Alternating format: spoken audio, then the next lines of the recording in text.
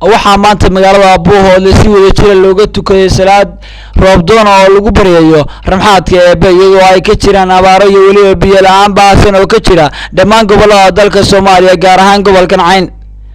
boqolaal dadweyne ayaa isugu soo baxay fagaaraha hore ee dugsiga hoose dhexe Daraawiish ee magaalada Buuhoodle halkaas oo ay ku tukadeen salaad roob doon looguna baryay Ilaahay inuu ka soo furto abaaraha iyo biyo la'aanta badan ee ka jira. sidoo kale waxaa lagu soo waramayaa in qaybo ka mid ah deegaamada hoos yimaada gobolka Cayn ay dad ugu geeriyoodeen biyo la'aan iyo waliba abaaro baahsan oo ka jira deegaamadaasi.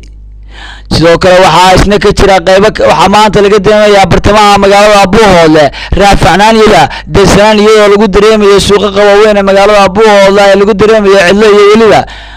rafacsanaan sida maqaaxiyaha macmacaanayaasha waliba meheradaha si tooska ay ugu shaqeeya biyaha. si kastaba haatee abaarahan ka jira magaalada Buuhoodle xarunta gobolka Cayn ayaa ku soo beegmaya xilli adag oo isaguna la sugayo roobkii guga walow aysan wax roob aysan ka curan dhammaan gobollada dalka Soomaaliya gaar ahaan gobolka Cayn. daawadayaal sidoo kale waxaan isna maanta aan booqasho ku tagnay ceelka Riiga ee magaalada Buuhoodle oo isagu xilligan xoolaha u tiro badan ay ka cabayaan oo isugu jira geel iyo ari. si kastaba haatee xoolaha ka cabaya ceelka Riiga magaalada Buuhoodle xarunta gobolka Cayn